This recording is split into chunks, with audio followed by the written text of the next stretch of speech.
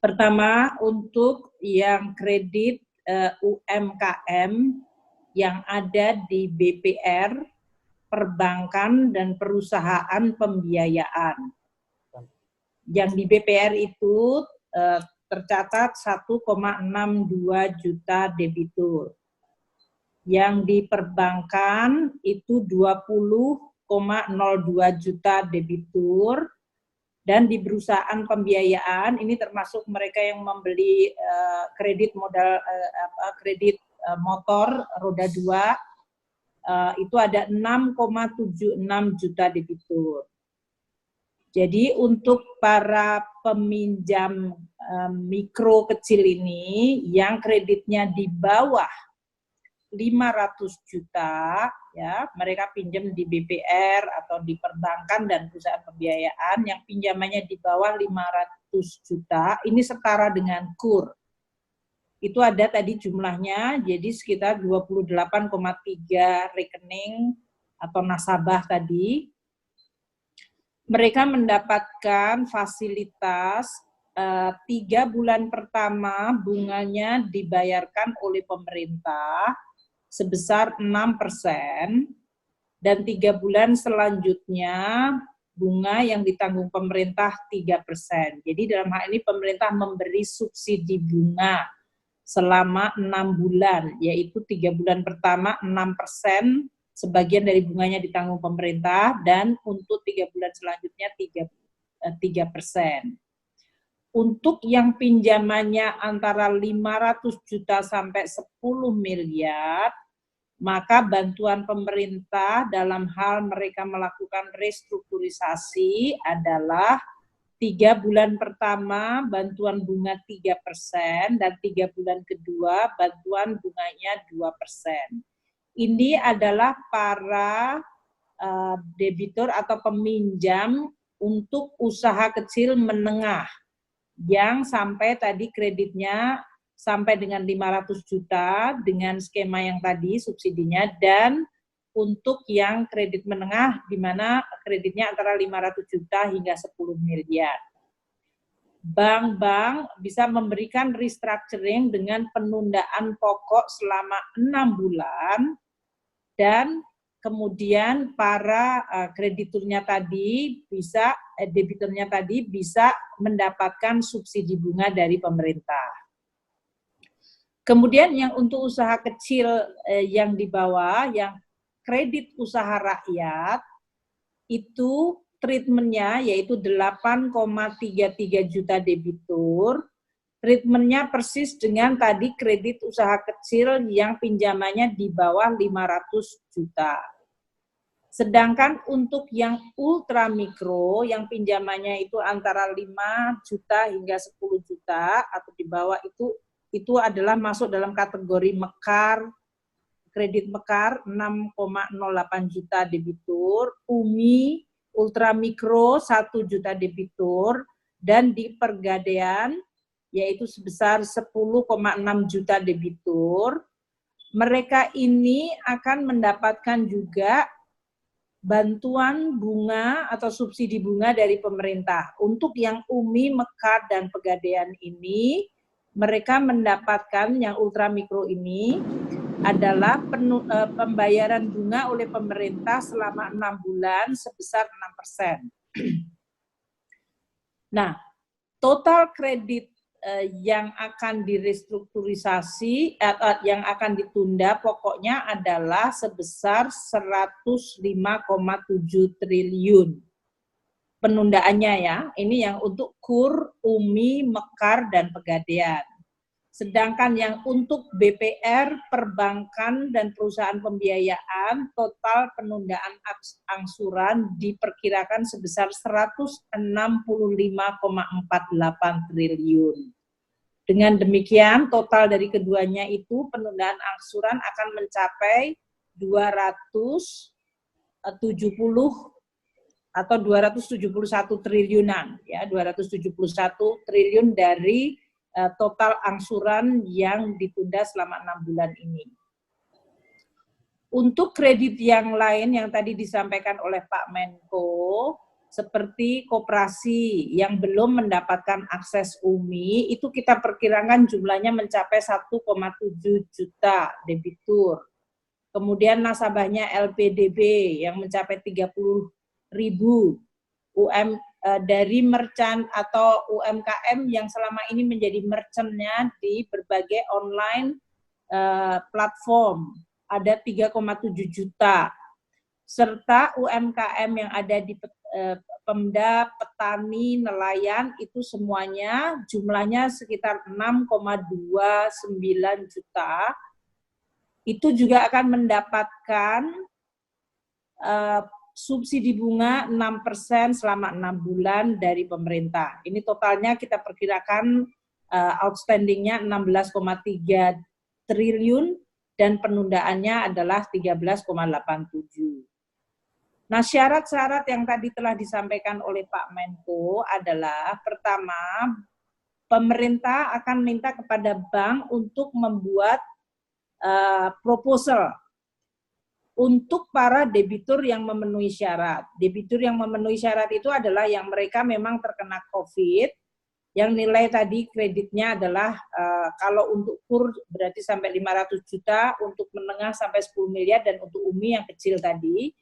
Debitur itu memiliki track record yang baik, jadi mereka selama ini selalu bisa membayar kreditnya dengan kategori lancar, yaitu kolektibilitas 1 dan 2.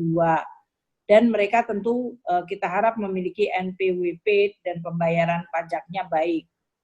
Mereka tidak masuk dalam daftar hitam dari OJK. Dan kemudian bank-bank ini dengan proposal tersebut yang diverifikasi oleh BPKP, kami kemudian akan bisa memberikan subsidi bunganya. Kalau bank kemudian karena adanya penundaan angsuran menghadapi masalah likuiditas, pemerintah tentu akan menyiapkan, pertama tentu di dalam mekanisme yang selama ini sudah ada di dalam interbank maupun dengan Bank Indonesia. Namun pemerintah juga menyiapkan suatu cadangan bantuan dukungan likuiditas bagi bank-bank yang melakukan restructuring itu dengan penempatan dana pemerintah di bank tersebut. Yang ini semuanya nanti akan diatur di dalam PP yang tadi Bapak Presiden minta supaya diselesaikan dalam minggu ini, sehingga bisa kita segera melakukan program ini kepada masyarakat melalui tadi perbankan dan lembaga keuangan BPR, dan bahkan melalui lembaga UMI dan lembaga PMN serta BAV dan Pegadaian. Untuk kredit modal kerja yang Bapak Presiden tadi juga sampaikan dan Pak Menko menyampaikan, ini kita akan melakukan untuk kebutuhan modal kerja dari mereka yang sudah mendapatkan restructuring. Kalau bank tersebut menghadapi risiko lebih tinggi, maka pemerintah memberikan 2 opsi, yaitu mereka bisa mengasuransikan kredit modal kerja tersebut, sehingga kemungkinan ada jaminan apabila sampai kalau terjadi risiko terhadap modal itu, maka dia diasuransikan. Inilah kenapa tadi Pak Menko menyampaikan untuk 2 BUMN Jamkrindo dan Askrindo akan kita tingkatkan kemampuan mereka di dalam melakukan pemberian jaminan kepada bank-bank yang memberikan kredit modal kerja bagi para nasabahnya yang sudah mendapatkan restructuring. Ini sedang akan dihitung, namun kita sudah membuat mekanismenya yang nanti akan diatur di dalam PP dan kemudian aturan lebih detailnya di dalam peraturan Menteri Keuangan. Juga ada surat bersama, kesepakatan bersama dengan OJK, dengan Kementerian Keuangan untuk pelaksanaan program tersebut. Mungkin demikian Bapak, jadi yang saya ingin sampaikan bahwa program ini bisa dilakukan karena adanya Perpu, terutama yang tercantum di dalam pasal 11. Jadi ini adalah melaksanakan program yang diamanatkan di dalam Perpu, di mana pemerintah melakukan langkah untuk menjaga dan mempertahankan kemampuan ekonomi dari para pelaku usaha, melalui tadi penempatan dana, melalui penjaminan, melalui PMN, dan melalui investasi. Ini adalah pelaksanaan dari Perpu tersebut.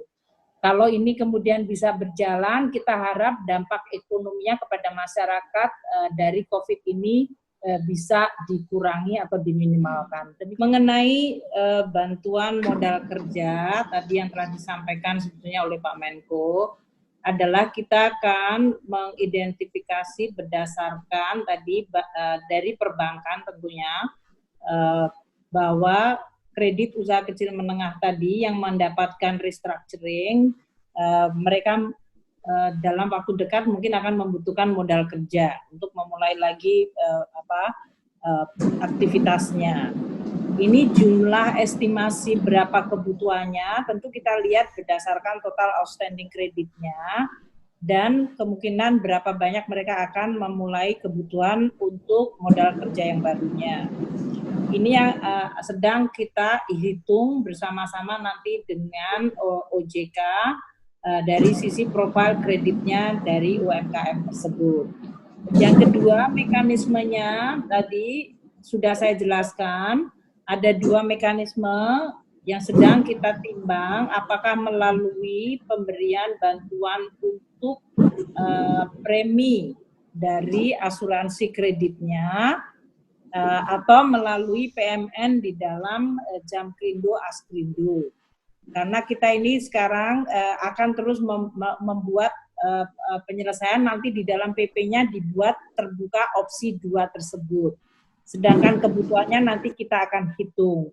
Seperti yang terlihat di dalam seluruh program penanganan COVID ini, semuanya bergerak secara sangat dinamis. Dari mulai bulan Maret, waktu Perpu diterbitkan, sampai dengan sepanjang bulan April ini, kita lihat banyak sekali program-program yang dimodifikasi terus. Makanya kami di dalam penetapan nanti berapa anggaran dipakai untuk apa, kita akan terus melakukan sesuai dengan azas akuntabilitas, update kepada masyarakat, termasuk kepada DPR, dan nanti kita tentu akan laporkan ke BPK. Jadi dalam hal ini kita akan segera menyelesaikan PP. Bapak Presiden mengharapkan secepat mungkin, saat ini sedang di dalam proses panitia antar kementerian dan harmonisasi. Kita upayakan untuk segera bisa selesai dalam minggu ini. Pada saat yang sama, kami juga sudah mulai menyiapkan PMK untuk pelaksanaannya. Dan tentu karena ini nanti bekerja sama dengan OJK dan BI, kita juga akan menyelesaikan seluruh peraturan tersebut. Kapan? Kita harapkan awal Mei sudah bisa jalan. Dan oleh karena itu, kalau PP-nya sudah selesai, kita harapkan berarti minggu depan sudah bisa berjalan di lembaga-lembaga keuangannya. Itu yang kita sekarang sedang kebut, tadi Bapak Presiden sudah minta kecepatan menjadi sangat penting.